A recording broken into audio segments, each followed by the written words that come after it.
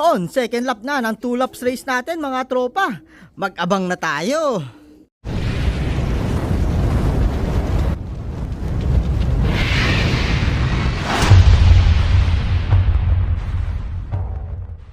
Yun, welcome back mga tropa dito sa Macloon Brothers TV.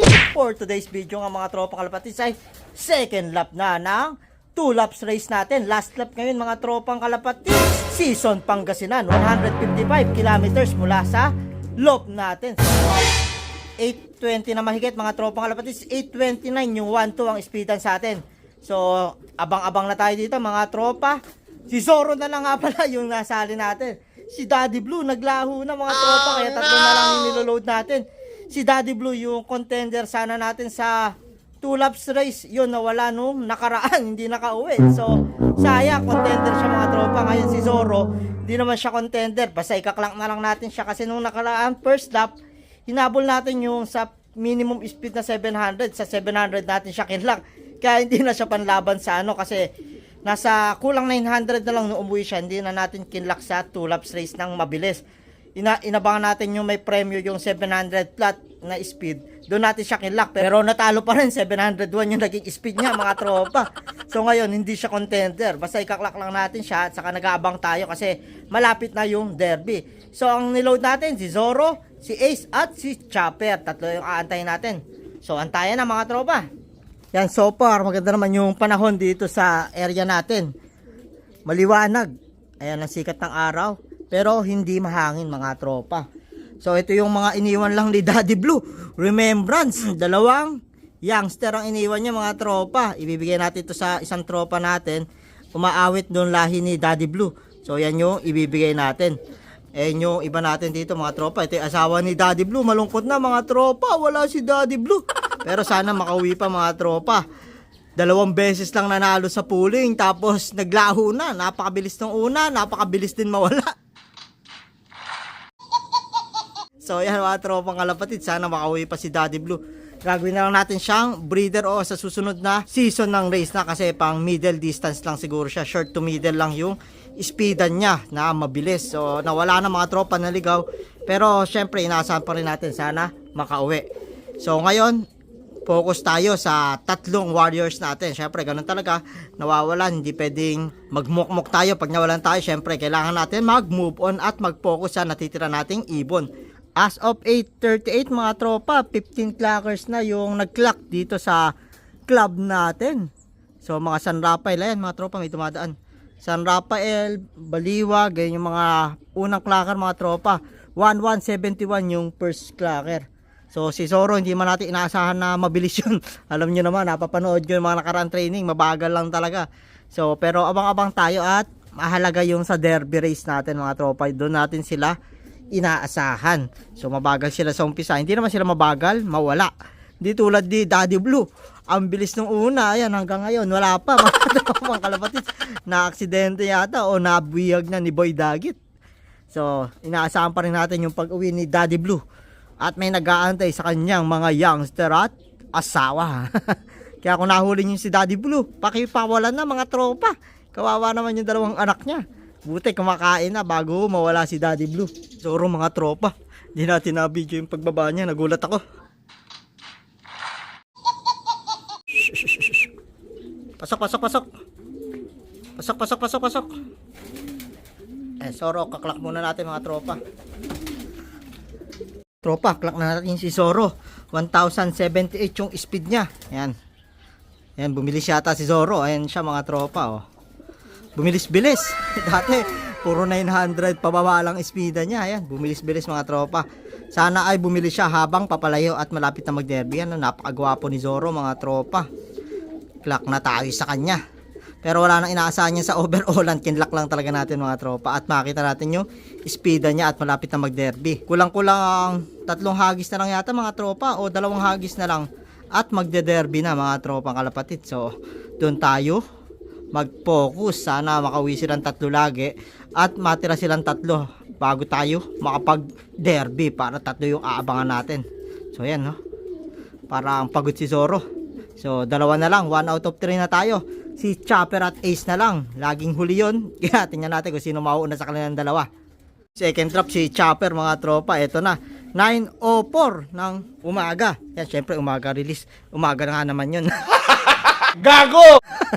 So yan, pasok. So si Chopper yung second dropper natin. Nagbibideo tayo sa loob, tapos may bumaba sa sa bubungan. Hindi na natin nakita yung pagbaba niya. So yan si Chopper mga tropa. 2 out of 3 na tayo. Ang kulang na lang ay si Ace na laging second day bird ko umuwi. So aantayin pa kaya natin yun o bukas na tayo mag-antay mga tropa nang makapahinga na tayo. So mag-aayos na muna ako dito mga tropa, makapag-ready sa pagpapatuka at mag-aayos pa ako sa breeder section muna natin. Si Ace ay saka ako naaantay mga tropa, titingnan ko lang kung umuwi dito sa loob natin. Maya-maya na siguro kasi laging late yun eh. Pang panduluhan, pang pang MacArthur late yung uwi second day bird lagi eh. So yan, si Chopper uwaw na uwaw. So ayos na yan, 2 out of 3 tayo mga tropa, si Ace na lang. Pero kung si Ace mga tropa, kung makikita ko yun na nahihirapan sa pagdating-dating bago mag-derby. Kasi nung nakaraan, numipis yung katawan. Kung napanood nyo yung reels natin sa Facebook, talagang malata siya dito. Kinabukasan, dito siya nakita ni Marlon. Talagang basang-basa yung dumi niya. Talagang sabog si Ace mga tropa. Kaya iniskip natin yun ng nakaraang training. Kaya hapon lang ulit sinampa. Kasi pinahinga muna natin. Sana ngayon makalusot mga tropa. Pagka kayang-kaya niya, didiretso natin siya. Pero pag hindi, baka ikabig natin siya sa norte. Open race lang naman to mga tropang kalapatids. Hindi naman siya naka young bird category. Pero kahit naka young bird siya, pero pag nakikita natin na nahihirapan, siyempre ayaw natin ipilit. May mga susunod na race pa naman para sa kanya mga tropa. O kaya mamaya yung anak niya pala yung magpapanalo sa kanya, di ba mga tropa? Kasi kapatid siya ni sprint champion natin, si Sprinter King. Kapatid din siya nabuo ni Solo. Pariklaker natin na Claveria Cagayan finisher 2 times mga tropa. Kaya ang pasok niya speed at duluhan mga tropa, kakana yung lahi nila.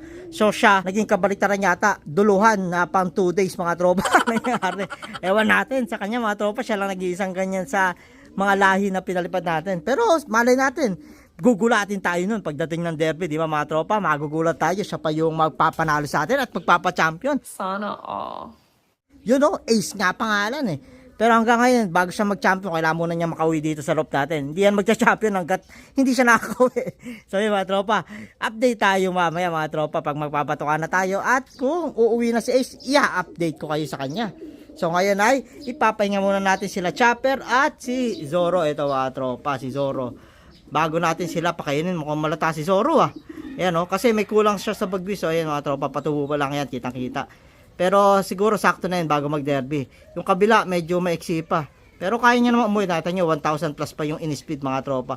1,078. Kulang-kulang 1,1 pa yun. So maganda pa rin kahit may kulang yung bagwis niya sa kabilaan mga tropa. A few moments later. Si Ace, eto na. 9:37. Yan, maaga-aga siya ngayon mga tropa. Oh. Hindi siya second day bird. Ay, mga tropa, uwaw na uwaw. Hindi siya second day ngayon mga tropa, maaga-aga, day bird. Parang natanggal yung niya, yung isang clip ring niya dito sa sa kabilang paa. Ewan natin ba't natanggal. May puting clip ring yan mga tropa, tapos si Daddy Blue kulay blue. Para hindi magkakalituhan sa blue bar natin kasi magkamukha sila mga tropa. Kaya napaisip ako baka si Daddy Blue to kasi pareho sila ng singsing na naka-BC-PC rin na South yun. Tapos isa rin yung mga itsurahan nila, pati kulay ng mata. Ayan. Pero mukhang pagod si Ace, titingnan natin yung katawan niya mga tropa. Pag hindi na kakayanin to, baka itigil na natin to sa derby mga tropa. Hindi na natin to iloload. Baka masayang lang at mawala. Sayang ang entry natin at masayang yung ibon. Kasi medyo bata-bata pa naman to si Ace natin. Baka sa norte na natin ilaban na yan. Kaya yung mga pakpak din, may kulang din to mga tropa. Kasi di naman sakto yung edad nila para sa race ngayon. Kaya naglalaglag sila ngayon ng mga pakpak. Pero pagka nakita natin kaya naman. Pero sa itsura ngayon mga tropa, mukhang di na kaya. Ay mga tropa, kasi dalawang 2-day race ang uwi niya nung Pangasinan. Ngayon lang siya nag-daybird na Pangasinan mga tropa. Meron mas malayo ngayon, kinaya niya.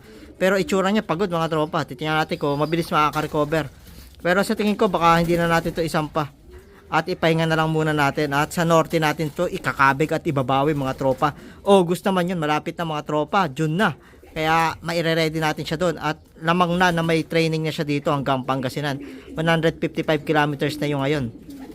So ipapahinga ko lang silang konti mga tropa, tapos mamaya magpapatuka na tayo. Mga tropa, patapos na tayo magpatuka. Yan na, kompleto naman na tayo. 3 out of 3. Season Pangasinan, 155 kilometers. So yan, nakapagpahinga na ito sila Zoro natin. Yan mga tropa, napakaganda. Ganda ng eyesight niya mga tropa. Oh, ha? Sana ay dumulo. Then ito si Chopper kumakain pa. Ayan. Chopper kumakain pa mga tropa. At ito si Ace. Si Ace stress pa mga tropa kalapatis pero kumain na rin siya. Yun, napag-desisyon na namin na itigil siya mga tropa. Sa North na natin siya ilalaban para sa ganun ay makapagpahinga siya at hindi na mabigla. Kasi alam niyo na mga tropa, nakabreed sila bago tayo maglaban. Hindi talaga sila naka-ready for racing. So ngayon naka-ready na yan kasi medyo nakaya niya na hanggang 155 kilometers. Hindi na yan mabibigla sa norte mga tropa. Malakas na yung resistensya niya. Kasi sila Zoro na ilipat na natin to sa sa south mga tropa. Nag first lap ng derby yan kaso tinigil natin. Yan mga naka-sensor yan pati si Chopper. Kaya yan medyo matibay-tibay na. Ayan mga sensor yan mga tropang kalapatids kung napapansin nyo. Yan si Zoro din. Ayan may sensor. Yung kulay dilaw sensor yan.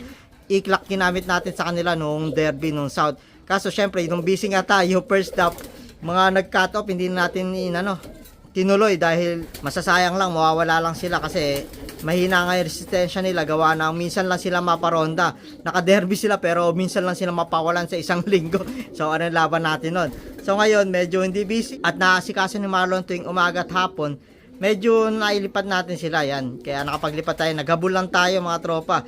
Total talagang may mga anak yan. Ito, anak ni second clutch to mga tropa Pero pinalitan na natin yan ng fake egg kasi pinamigay na natin yung itlog nila. So ito yung sa anak din ni Ace, second clutch na rin to.